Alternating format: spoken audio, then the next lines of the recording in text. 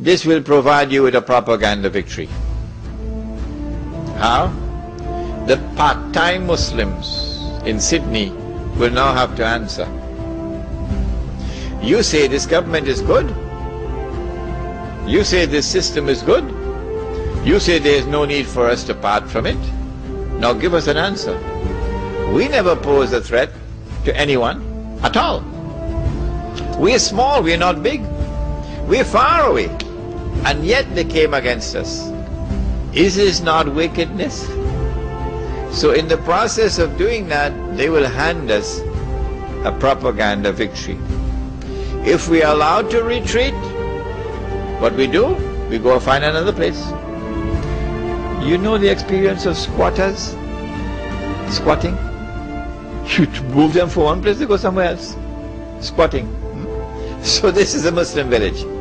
And if in a particular territory there is no space, nowhere at all where a Muslim can live as a Muslim, still you're not allowed to throw in the towel and join them and become part of the melting pot. Why? Because when the angels are taking you into the hellfire, the angels are going to pause. Surah An-Nisa. And the angels are going to ask, Fima kuntum. What happened? How did you end up in this mess? That we're taking you into the hellfire. And then you're going to reply with, we had no alternative. There was nowhere to go. Kunna mustada'afina fil ard. Guess what the angels reply and say? Alam takun ardullahi wasi'a fatuhajiru fiha. Was Allah's earth not wide that you could have packed your suitcase and go search somewhere on Allah's earth where you could remain faithful to Allah? This is going to separate the men from the boys.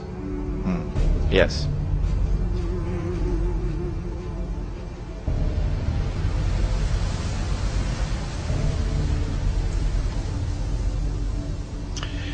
When Muslims are shy in sparing even $5 a week, what is the prospect for such Muslims to form a Muslim village? I said it. I anticipate those who are 17, 18 and 19 and 20, 21 and 32 who come to attend my lectures or who listen to the tape recording when I'm gone. I said I think these are the ones, the young ones. Allah will put a fire in their hearts and these young ones will build a village. But if the old people want to come along, they're welcome. They're welcome. However, to buy the initial land, you have to find capital. So you have to find those in whose hearts Allah has put a love for the deen and who are prepared to invest, not to give, to invest the capital. Because once the land is bought and you got permission from municipal authorities for housing on part of the land, you can now sell house plots at a very moderate price and recover money which was invested. You're going to be selling farmlands in plots and recover money which was invested. So the money which was invested would be recovered. It's not charity. When the Muslim village is established, people who are poor can come now and live in this village. Because you don't need 500,000 Australian dollars to buy a house. What happened? Yours cost more than that? So you don't have to borrow money through the front door or through the back door. Because in Indonesia, I told you, the Muslim village will have bamboo houses. Beautiful bamboo houses. And when the Messenger of Allah returns, you know which one? Nabi Isa alayhi salam. And you offer him a choice.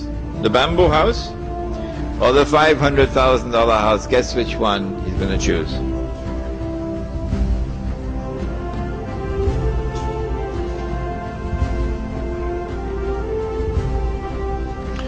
Brother, you are talking about a Muslim villa.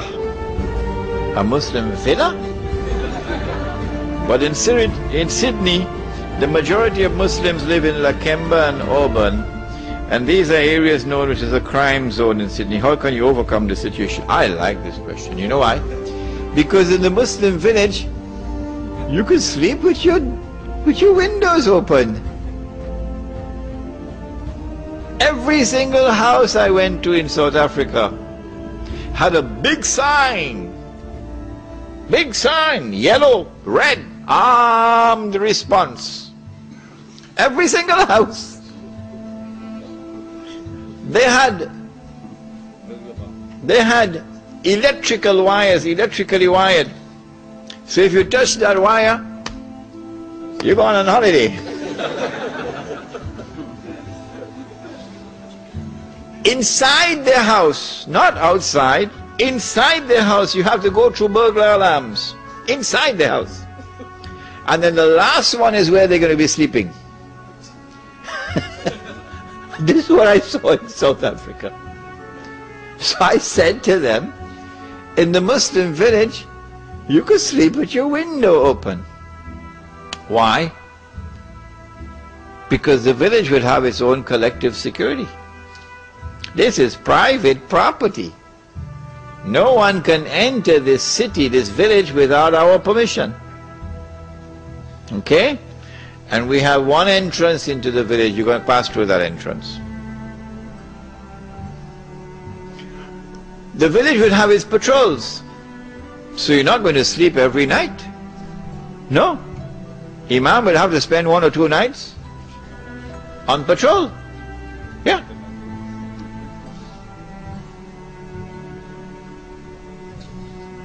And so the collective security of the village, number one. Number two, the village does not have BMWs. It is when you have wealth and you display the wealth that people come after you. But when you live in a bamboo house, who's going to come after you? And so you'll have much more security. You drink alcohol in our village, we're going to beat you. Yeah. You're a Muslim and you drink alcohol in our village, we're going to beat you. Take all your shoes, take your shirt and wrap it up and beat him, because it's going to be a public disgrace for him. Drugs, we're going to solve that problem in the village, inshallah. Now, I am not going to build a village. You have to build a village. What I've done is to plant the idea in your mind. And I'm sure some of you are going to come up with better ideas than I can think of at the moment in respect of the village. Does the Amir of the Muslim village have the knowledge to be a mujtahid? Is that a prerequisite?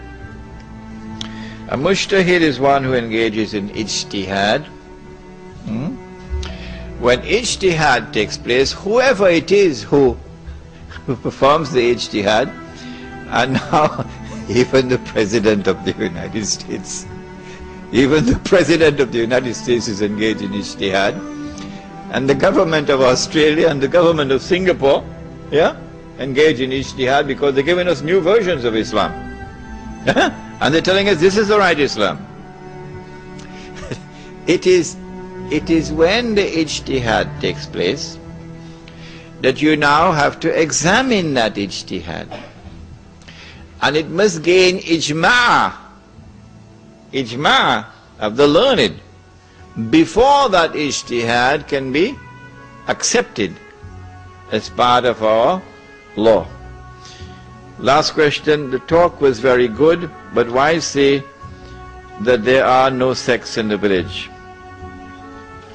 For when you mentioned the Sufis and the Salafis, what happened to the Muslims and the Ahl Sunnah wal Jama'ah? In the Muslim village, we do not want anyone to identify himself as Sufi. We say keep that in your private life. Insofar as the public life is concerned, you don't belong to any sect. Insofar as the public life of the Muslim village is concerned, you're only a Muslim. That's all.